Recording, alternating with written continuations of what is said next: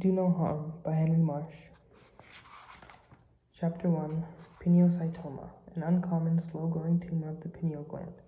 I often have to cut into the brain, and it is something I hate doing. With a pair of dithermy forceps, I coagulate the beautiful and intricate red blood vessels that lie on the brain's shining surface. I cut into it with a small scalpel and make a hole through which I push with a fine sucker, as the brain has the consistency of jelly. A sucker is the brain surgeon's principal tool.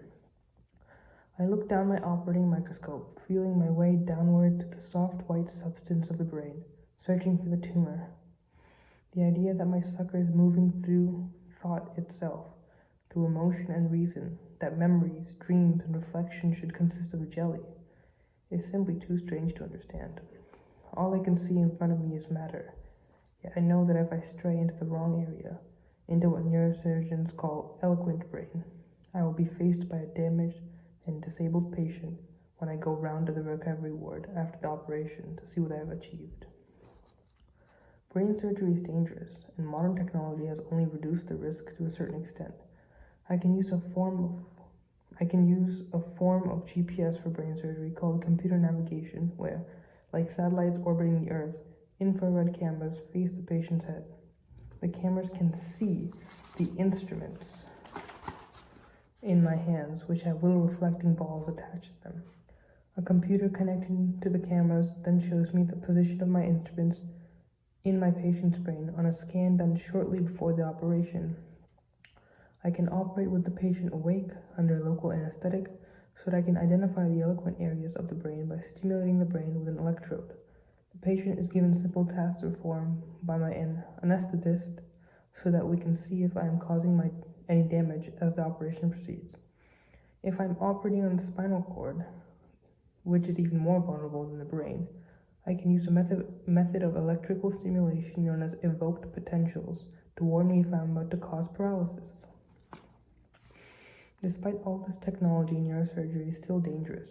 Skill and experience are still required as my instruments sink into the brain or spinal cord, and I must know when to stop. Often it is better to leave the patient's disease to run its natural course and not to operate at all. And then there's luck, both good luck and bad luck. And as I become more and more experienced, it seems that luck becomes ever more important. I had a patient to operate on with a tumor of the pineal gland. In the 17th century, the dualist philosopher Descartes, who argued that mind and brain are entirely separate entities, placed the human soul in the pineal gland. It was here, he said, that the material brain in some magical and mysterious way communicates with the mind and with the immaterial soul. I don't know what he would have said if he could have seen my patients looking at their own brains on a video monitor, as some of them do when I operate under local anesthetic. Pineal tumors are very rare. They can be benign and they can be malignant. The benign ones do not necessarily need treatment. The malignant ones can be treated with radiotherapy and chemotherapy, but can still prove fatal. In the past, they were considered to be inoperable, but with modern microscopic neurosurgery, this is no longer the case. It is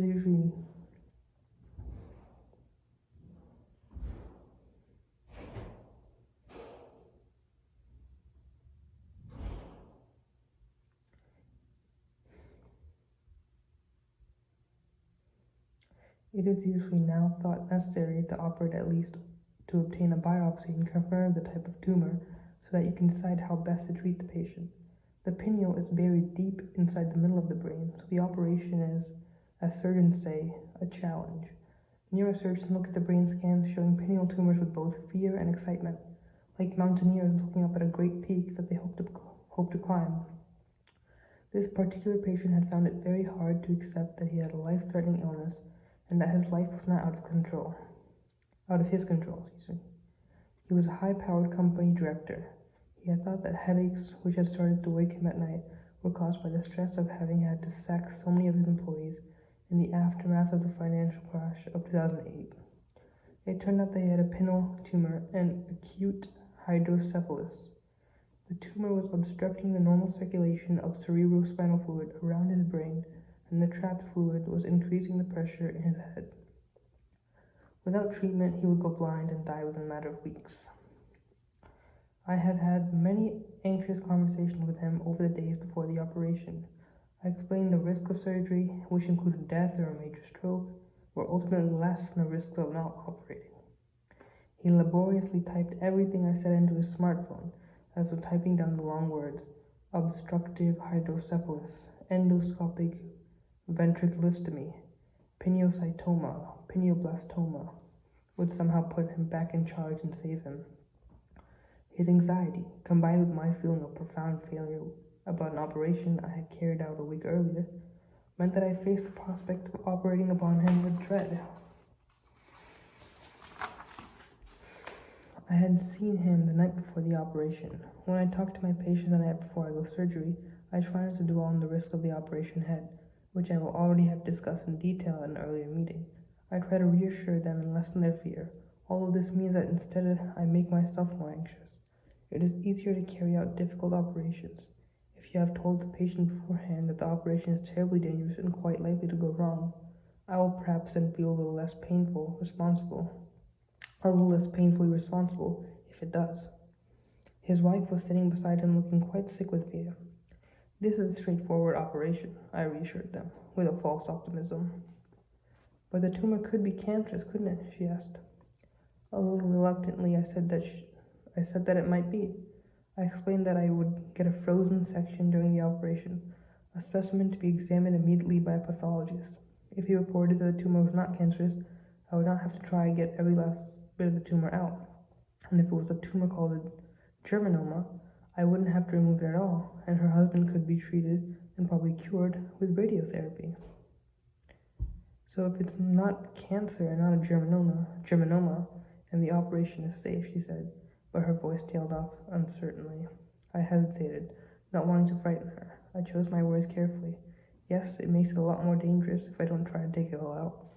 We talked for a little bit longer, then I wished them good night and went home. That was a part of Do No Harm by Henry Marsh. I'd recommend it.